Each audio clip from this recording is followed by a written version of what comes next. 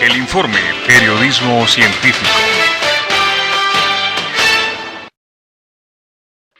¿Qué tal? ¿Cómo están, amigos? Sean bienvenidos a una nueva entrega de El Informe Entrevista. En esta ocasión vamos a hablar acerca de un tema muy delicado, pero muy relevante a nivel social, y es los feminicidios en El Salvador. Cómo han aumentado, cómo se comportan este fenómeno social en medio o en el contexto de la cuarentena por la COVID-19. Y para esta entrevista he tenido a bien comunicarme con la representante de ONU Mujeres en El Salvador. Ella es Ana Elena Badilla, quien tiene más de 25 años de experiencia en temas de derechos humanos, manejando grupos y temáticas sobre mujeres y afrodescendientes.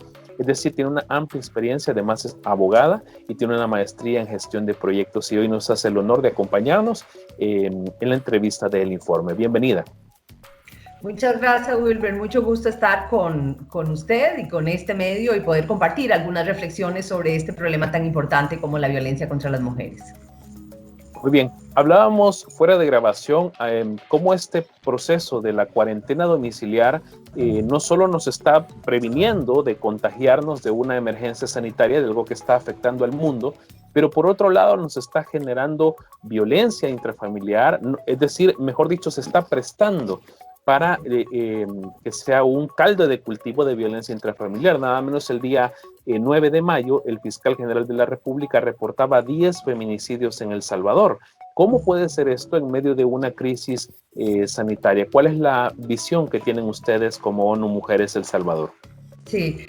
Bueno, la violencia contra las mujeres se produce en general, ¿verdad? En un contexto de desigualdad, donde normalmente los hombres tienen el mayor cuota de poder dentro y fuera de la casa.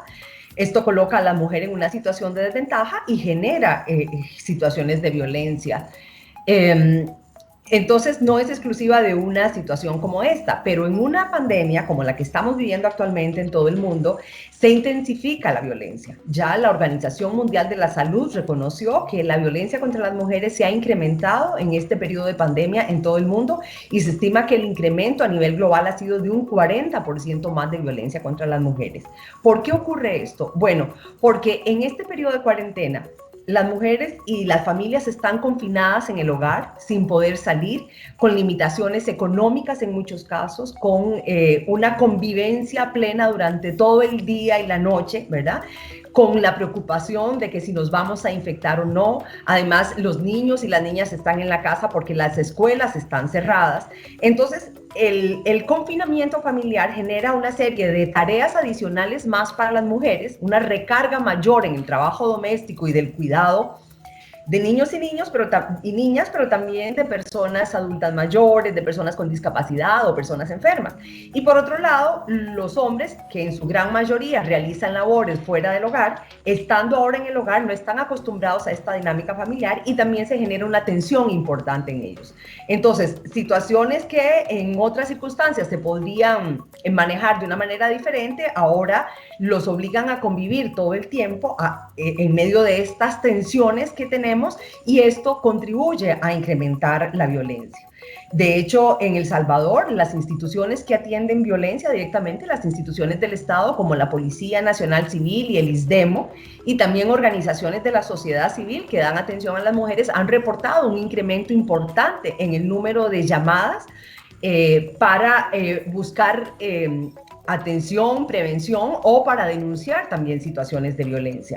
Entonces, es cierto que esto ha ocurrido también en otros países, y como lo decía, a nivel global, también como ya lo reconoció la Organización Mundial de la Salud, pero en el caso de El Salvador hemos constatado, ¿verdad?, que también ha habido un incremento en el número de llamadas para buscar atención, pero también en el número de denuncias sobre violencia, y también en el número de femicidios, como usted lo señalaba. En efecto, ya la Fiscalía ha reportado para el 9 de, todavía para el mes de abril, llevábamos un promedio de unos 13 feminicidios en mes y medio, digamos, durante el periodo de la cuarentena. En estos días que llevamos ya del mes de mayo se ha incrementado. No tenemos en este momento la cifra oficial, que ya hemos solicitado a la Fiscalía, pero entendemos que la cifra total de feminicidios, entonces, en 2 meses de cuarentena, asciende a 18 feminicidios en el país, lamentablemente. Bien, según su experticia, con su experiencia, ¿cuál ha sido, digamos, el detonante para que esta situación venga a ser ahora más aguda? Es decir, entendemos que la pandemia nos obliga a estar confinados en el hogar, pero ¿qué pasa más allá en la sociedad para que esta situación entonces venga a profundizarse en este caso? Y ahora, pues obviamente las mujeres tendrán más valor o menos valor para denunciar a tiempo mientras el maltrato comienza en sus etapas. Claro, lo que pasa es que hay un incremento de la tensión en el hogar, ¿verdad? Por muchas razones. En muchos casos, las personas han perdido los trabajos, ¿verdad? Eso es un factor que puede incidir. En otros casos no lo han perdido, pero les están pagando menos. Entonces están viviendo restricciones económicas muy importantes y las restricciones económicas siempre generan mucha tensión, ¿verdad? Además, todo este tiempo de convivencia, por ejemplo, si hay niños y niñas, ¿verdad? Que están las 24 horas en el hogar, cuando los niños están en la escuela, por lo menos la mujer, sobre todo si realiza trabajo fuera del hogar o dentro del hogar, ella se organiza para sus múltiples actividades. Ahora tiene que lidiar con el trabajo de la casa, con el cuidado de los niños, y si además está trabajando, por ejemplo, con teletrabajo, como tenemos muchas, esto es una múltiple carga, ¿verdad?, de trabajo que también le genera tensión. Y también la convivencia cotidiana por tiempos tan prolongados también tiende a producir tensiones. Hay una teoría muy vieja ya sobre la violencia contra las mujeres, pero que no pierde vigencia, y es una teoría que se llama la teoría del riesgo del tiempo compartido, y que señala que entre más tiempo conviven las personas, más se genera el riesgo de violencia. ¿Por qué? Por esto mismo que decíamos, ¿verdad? Por las tensiones que se dan. Y esto hace que en tiempos regulares, no en tiempos de pandemia, pero en tiempos normales, digamos, los fines de semana y días feriados, se incrementan los casos de violencia y las denuncias, ¿verdad?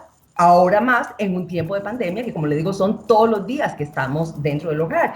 Y esto también ha derivado en situaciones de violencia contra niñas y niños, lamentablemente. También existe en el país una línea de atención para niños del CONNA, que es el 123, y también aquí se ha incrementado el número de llamadas por situaciones también de violencia contra niños y niños, que están generadas en todos estos factores que están produciendo mayor tensión dentro de la familia, ¿verdad? Y que por tanto están detonando en situaciones de violencia.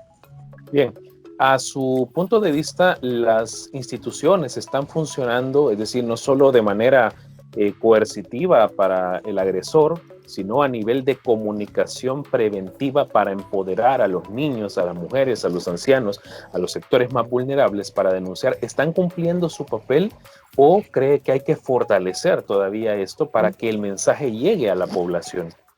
Pues yo creo que sí están cumpliendo su papel, pero tienen recursos limitados, lamentablemente. Entonces, por ejemplo, el ISDEMU ya tenía una línea de atención sobre violencia, que es el 126. El ISDEMU ha estado promocionando en redes sociales y por diversos medios este número para atender esas llamadas. El número de llamadas se ha incrementado fuertemente en este número. Entonces ahorita justamente el ISDEMU nos está pidiendo apoyo para poder fortalecer esa línea, porque ya la línea ha estado saturada, entonces tienen que poner más líneas, más personal. Y no es cualquier personal, requiere de personal especializado para poder atender y orientar a las mujeres que llaman, ¿verdad? Entonces no pueden improvisar, tienen que preparar a la gente que va a atender estas líneas. Lo mismo ha pasado con la policía. Nosotros hemos tenido reuniones con la policía para analizar con ellos cómo está su capacidad de respuesta. En el país existen más de 30 Unimujeres ODAC, que son las unidades especializadas de la policía en atención a la violencia contra las mujeres. Ahí en diversos departamentos y municipios contamos con Unimujeres ODAC. Entonces también ellos han percibido también una mayor incremento de las visitas a las Unimujeres ODAC. Sin embargo, el problema que tenemos en este periodo especial de cuarentena es doble. ¿Por qué? Porque si ya de por sí para las mujeres es difícil denunciar, ¿verdad? Porque requiere valor, porque ellas tienen temor de no ser escuchadas, tienen temor de que no les crean, tienen temor de las represalias de su pareja, de su marido, su compañero.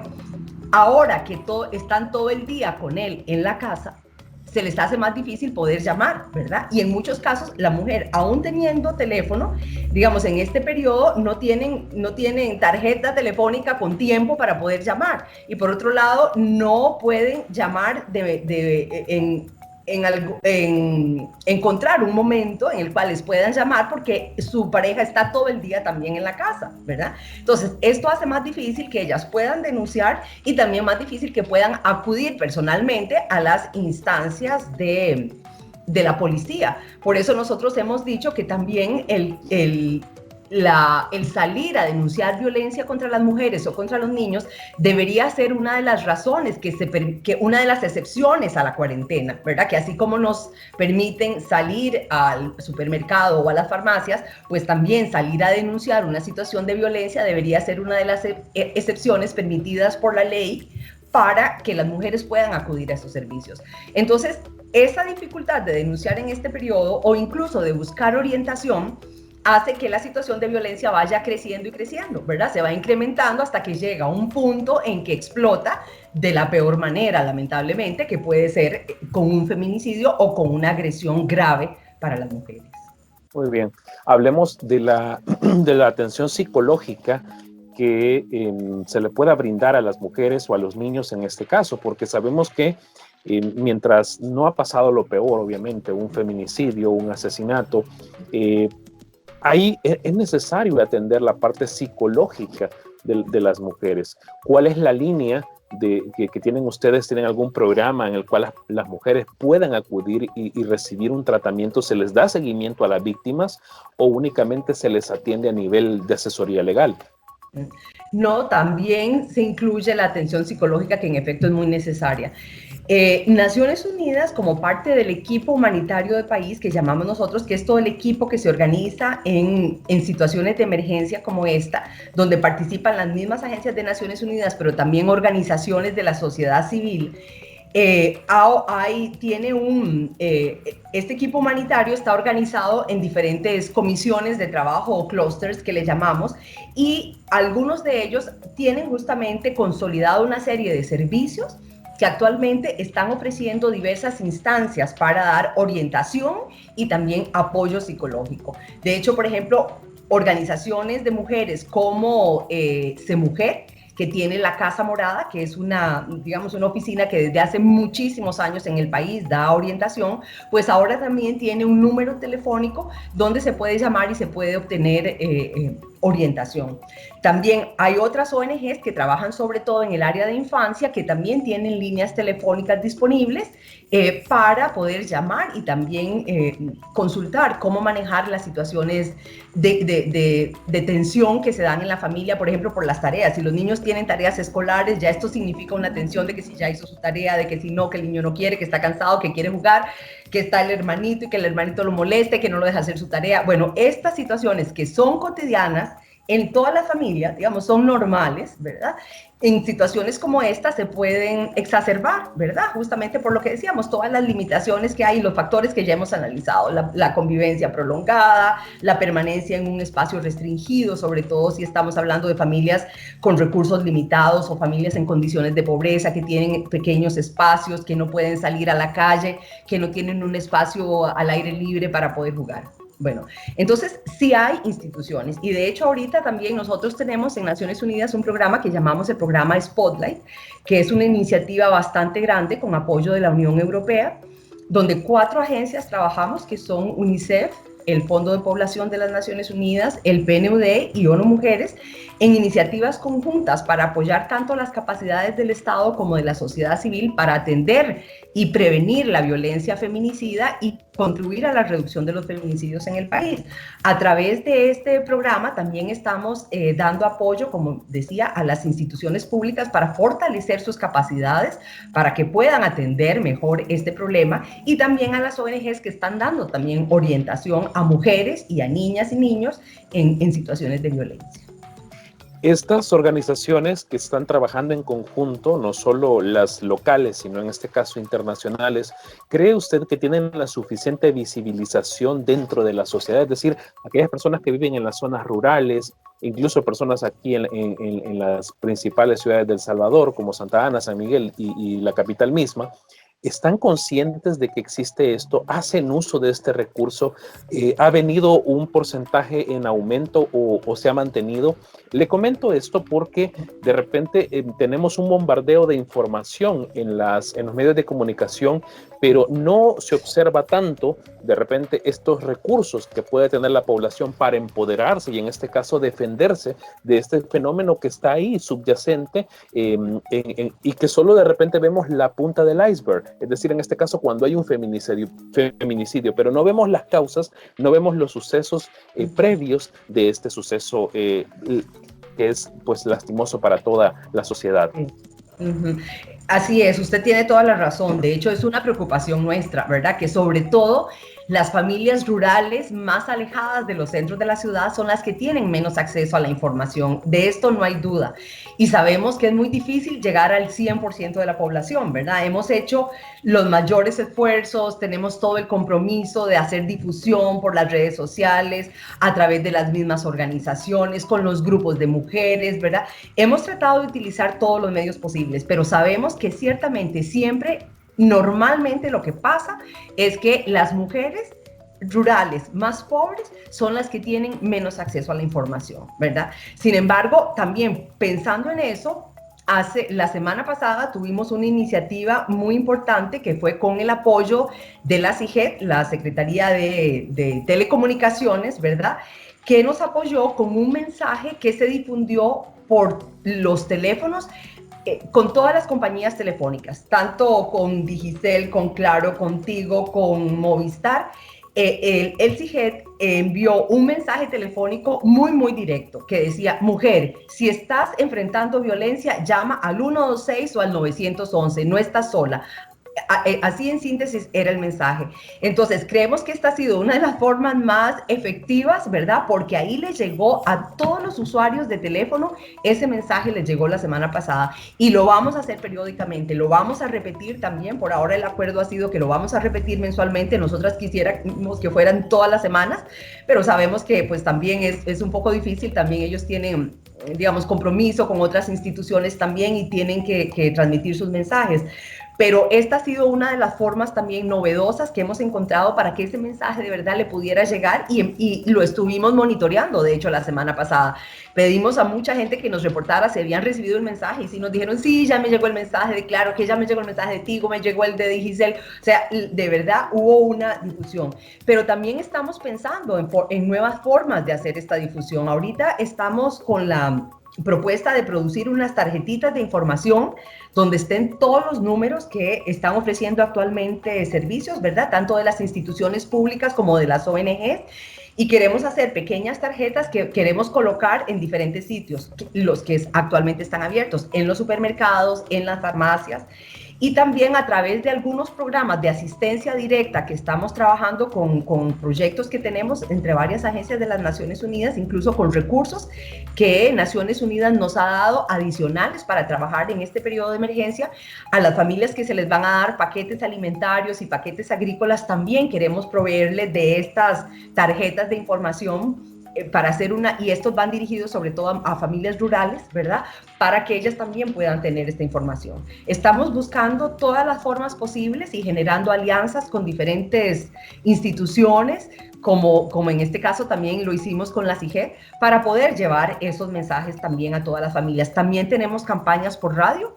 Por ejemplo, tenemos una campaña ahorita que es A la Fuerza Nada, que está también transmitiendo cuñas radiales con pequeños mensajes y alentando a las mujeres, apoyando a las mujeres, dándoles ideas de cómo manejar estas situaciones y a dónde ellas pueden llamar. Así que en efecto estamos haciendo lo posible por llegar a la mayor cantidad de mujeres y de familias, pero sabemos que pues siempre es complejo, ¿verdad? Porque ahorita las redes sociales son muy efectivas, pero pues no el 100% de la población tiene acceso a redes sociales.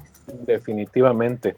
Licenciada, queremos saber ahora el panorama del área, es decir, cómo se comporta El Salvador en este punto de los feminicidios, de la violencia respecto a el área centroamericana. Es decir, hemos mejorado, hemos empeorado? ¿Cómo estamos respecto a la región? Porque sabemos que muchos de estos factores son comunes en nuestra área por nexos históricos, culturales, pero queremos saber si ha habido una mejora o no respecto de estos casos en nuestro país, no solo por el contexto de la pandemia, sino en general, digamos, los últimos 12 meses respecto de esta situación. Sí, mire, en relación a feminicidio, que quiero citarlo porque es pues la expresión de violencia más grave que podemos tener contra las mujeres, dichosamente los números se vienen reduciendo. Ya desde el año, bueno, el año que hubo mayor número de feminicidios en el país fue en el año 2015, me voy a ir incluso un poquito más atrás. El 2015 fue un año especial que marcó el pico más alto de violencia en el país, tanto por feminicidios como por homicidios. O sea, ese año fue, sobre todo, recuerdo que fue el mes de agosto, porque nosotros venimos monitoreando esas cifras. El mes de agosto del año 2015 fue digamos, la cifra más alta de homicidios y feminicidios. A partir de ahí empezó a experimentarse una tendencia leve a la baja. Pero ya en el 2018 fue evidente que había una baja, en el 2019 más, y todavía en este año la curva, la curva continúa a la baja, ¿verdad? Con excepción de hace 2 semanas, ¿verdad? Que hubo una especie no sé cómo le podría llamar, pero de una fuerte acción que se supone fue comandada por algunas maras en el país, ¿verdad? Que fue un fin de semana bastante trágico en el país, lamentablemente, que se incrementó el número de homicidios de manera grave. Con esa excepción, la tendencia ha sido a la baja, ¿verdad? Y también hay una relación, usted ya mencionaba y es muy importante, la violencia de género, que es la violencia que experimentan las mujeres por el hecho de ser mujeres, también está relacionada con la violencia social. No se puede aislar de la violencia estructural, de la violencia histórica. Entonces, en los países de Centroamérica que están al norte, ¿verdad? Guatemala, Honduras y El Salvador, que muchas veces se les conoce como el Triángulo Norte o los países del norte de Centroamérica, son países que comparten también un pasado ¿verdad? De guerra, ¿verdad? Un pasado también y una historia de mucha discriminación, de mucha exclusión, de altos niveles de pobreza, de falta de fuentes de trabajo. Entonces son los 3 países de Centroamérica que tienen mayores índices de violencia y de feminicidio en particular, mientras que los 3 países hacia el sur, Panamá, Costa Rica y Nicaragua, tienen índices menores de violencia, ¿verdad? Eso está bien documentado en todos los estudios sobre el tema.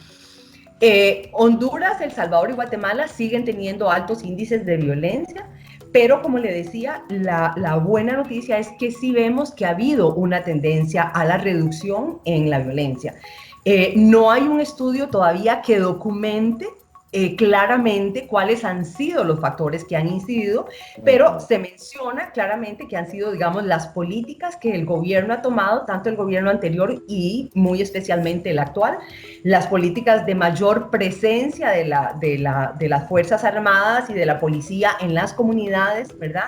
La política de control territorial o de presencia territorial que este gobierno ha tenido, sin duda alguna han contribuido a que haya una reducción en esos índices de violencia, ¿verdad? Probablemente hay otros factores, pero como le digo, todavía no ha habido un estudio que documente plenamente, ¿verdad?, cuáles otros factores están incidiendo, pero sí ha habido una baja. El desafío ahora es mantener esas cifras y continuar la reducción, ¿verdad?, para que El Salvador deje de ser, ¿verdad?, conocido como uno de los países con los índices de violencia más altos, no solo en la región, sino en el mundo, ¿verdad?, para ser un país que no está en guerra, porque, ¿verdad?, El Salvador ha presentado en momentos determinados de su historia más reciente índices de países que están en guerra, ¿verdad? Entonces uno dice, bueno, aquí pareciera, ¿verdad?, o podríamos decir, o hay una guerra no declarada, ¿verdad?, o hay una guerra que sabemos que generalmente es entre las mismas maras, ¿verdad?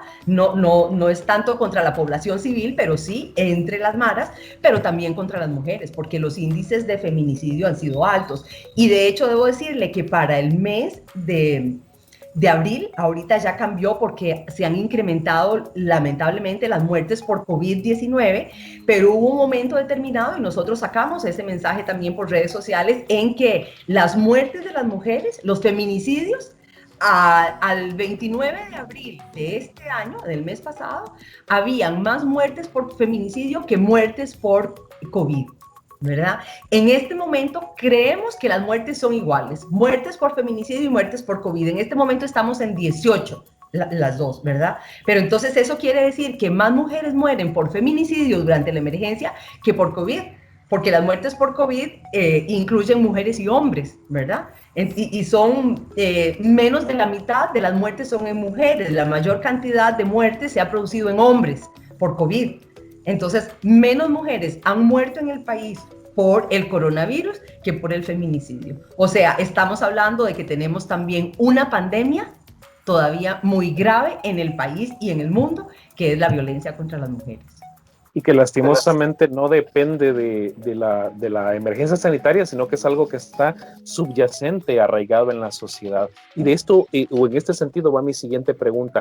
¿Cómo se está trabajando en las niñas, en este caso? Ya no solo en las mujeres a nivel de denuncia, de empoderar, sino en el caso de las niñas, porque creo yo que desde ahí, cuando se empieza a formar la personalidad de alguien, cuando se le empieza a enseñar la cosmovisión en la cual se va a mover, ¿cómo se está empoderando a las niñas para decirles, bueno, que su cuerpo no merece respeto, que no cualquiera lo puede tocar, que no deben permitir ningún tipo de abuso, porque es en esas edades tempranas donde se empieza a forjar al final los comportamientos de adolescente o de adulto? ¿Cuál ha sido el trabajo o cuál es el trabajo de su organización o de otras organizaciones en conjunto para empoderar a las señoritas, a las niñas en este caso? Sí, le puedo contar varios ejemplos de acciones que estamos haciendo. Una es, el Ministerio de Educación tiene una política de igualdad de género, que se elaboró hace ya algunos años con apoyo del programa Fomilenio. Luego Fomilenio quiso apoyar también no solo la elaboración de esa política, sino su implementación. Entonces, varios organismos nacionales e internacionales trabajamos apoyando la implementación de esa política de género, particularmente en nuestro caso, en alianza con la UCA, la Universidad José Simeón Cañas. Hicimos una buena alianza para trabajar en un proyecto que llegó a muchas regiones del país, a más de 45 centros integrados de tiempo pleno, para apoyar la puesta en práctica de esa política. Entonces hicimos muchas acciones. Ese es un proyecto que ya está terminando, ya lo estamos cerrando, pero trabajó por 2 años en producción de materiales educativos para los docentes, para las y los docentes. Trabajó en la capacitación a directores de los centros educativos, a los maestros y las maestras de los centros educativos. Impulsamos la elaboración de planes de igualdad en las escuelas. Esto fue en primaria, ¿verdad? Entonces, en elaboración de planes de igualdad y también lo que llamamos iniciativas prácticas, que fueron iniciativas que las niñas y los niños en las escuelas tenían que elaborar a partir de estos planes de igualdad que se formularon. Entonces hicieron actividades culturales, actividades deportivas, actividades recreativas, con la idea de promover justamente una cultura de igualdad dentro y fuera de la escuela. Hay cosas muy lindas que hicieron murales. Puedo citarle el ejemplo de la escuela del Puerto de la Libertad, que es una escuela nueva que justamente fue la escuela en la cual se inauguró este año el ciclo lectivo. Cuando se inauguró el ciclo lectivo este año, la actividad central del Ministerio de Educación se realizó ahí en esta escuela del Puerto de la Libertad. Y en esta escuela tenemos los muros que protegen la escuela, lleno de pinturas hechas por las jóvenes y los jóvenes de ese centro educativo, que fueron pintados ahí como una expresión también de su compromiso y el trabajo que estos jóvenes están haciendo. Entonces, a la vez que estaban produciendo arte, ¿verdad?, con sus murales, estaban produciendo mensajes de prevención de la violencia. Y se hicieron muchas otras actividades más. Mire, hasta un diplomado que llevó la UCA para personal del Ministerio de Educación, para personal docente, ¿verdad? Para fortalecer sus capacidades para el manejo de la igualdad de género como un componente transversal del currículo y también la prevención de la violencia. Se produjeron módulos educativos que incluían hasta la educación integral de la sexualidad, pero también el manejo de la violencia, la igualdad, el respeto, los valores. Bueno, es un trabajo muy amplio, ¿verdad? Ha sido un proyecto muy bonito, un proyecto muy complejo, pero un proyecto muy exitoso porque realmente ha trabajado en muchos centros educativos, con mucho personal, con muchos jóvenes, con padres y madres, con las educadoras, en fin, una gran población. Y sabemos que a pesar de que termina ahorita el proyecto, porque cierra el proyecto Comilenio, pero el Ministerio de Educación tiene interés de continuar impulsando este tipo de acciones. Ya le hemos dejado metodologías, le hemos dejado herramientas y el Ministerio puede continuar aprovechando las lecciones aprendidas y los resultados que ya en este proyecto se obtuvo para extender también a otras regiones. Tenemos también, puedo mencionar el ejemplo de UNICEF. UNICEF también está trabajando fuertemente a través del proyecto Spotlight que le mencioné antes, donde trabajamos varias agencias de Naciones Unidas. UNICEF ha trabajado en los centros educativos promoviendo también actividades lúdicas y actividades culturales que refuercen los valores de respeto, de igualdad. Por ejemplo, tienen un programa del Ministerio de Educación que se llama Soy Música, que lo ha apoyado UNICEF y con otras, una ONG internacional que también tiene esta metodología de Soy Música, que ponen a los niños a hacer actividades para producir música con sus cuerpos, con otros objetos, a disfrutar de la música también como un componente de manejo de tensiones, de manejo de relaciones también de igualdad entre las niñas y los niños. Este es un ejemplo que lo cito porque lo vi personalmente, pero hay muchas otras actividades que también UNICEF ha impulsado. Y como le decía también el CONNA, las instituciones estatales también están trabajando como el CONNA y tienen el número 123 que antes mencioné, que es el número donde se puede llamar para pedir orientación sobre problemas con niñas y niños o sobre violencia contra las niñas y los niños o cómo manejar el estrés ahora que están, ¿verdad?, los niños haciendo sus tareas en la casa. En fin, es un teléfono para apoyar a la infancia en el país. Así que son algunas de las acciones que tanto ONU Mujeres como otras agencias han venido desarrollando para trabajar con niñas y niños, porque coincidimos con ustedes, fundamental empezar con una educación para la igualdad desde las más tempranas edades, ¿verdad?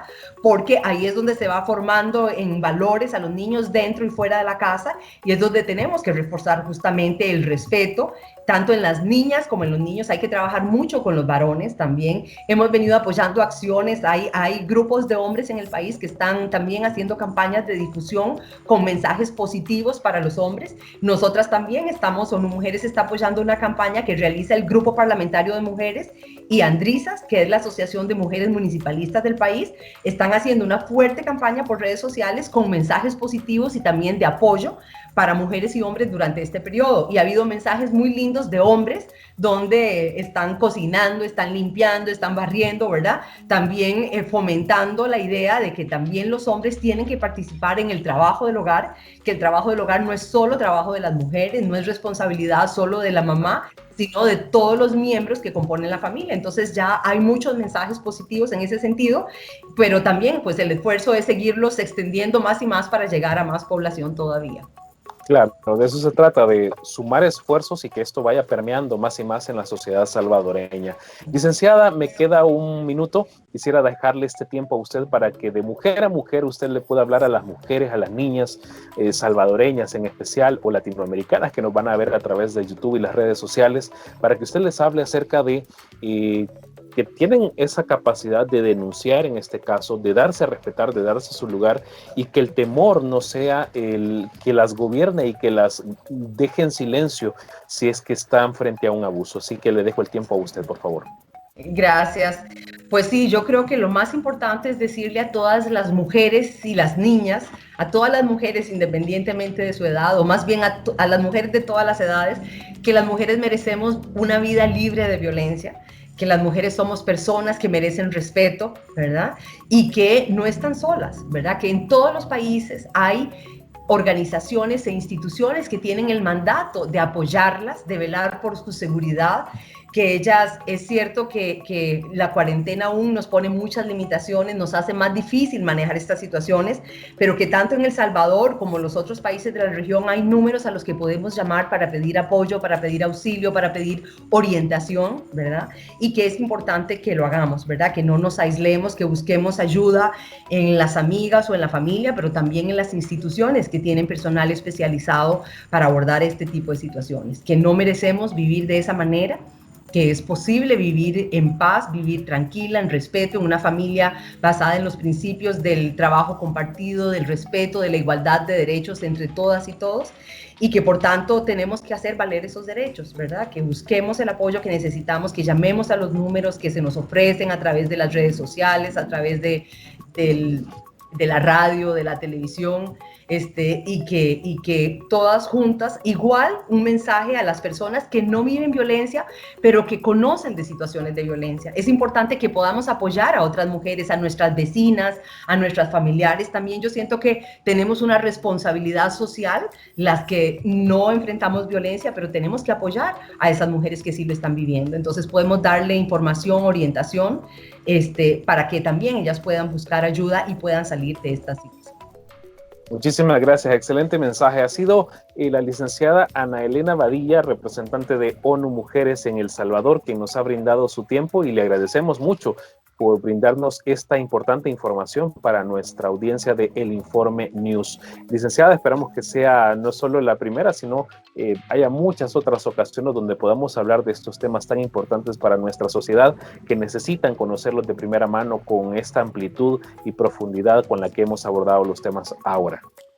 Con mucho gusto, yo encantada, y esperamos que sí, que también el Informe News sea un medio también para llevar información y apoyo a las mujeres en toda Centroamérica y en El Salvador especialmente. Muchas gracias. Nos sumamos a eso, sin duda. Muchas gracias a ustedes por estar pendientes de la emisión del Informe Entrevista y por supuesto de Supernova Radio, Ciencia y Música. Recuerda que pueden bajar esta radio a través de la Play Store de Google y ahí escuchar no solo buena música, sino también entrevistas como esta e informes de ciencia, tecnología e innovación. Yo soy Wilber Monterrosa desde San Salvador. Hasta la próxima. El Informe, periodismo científico.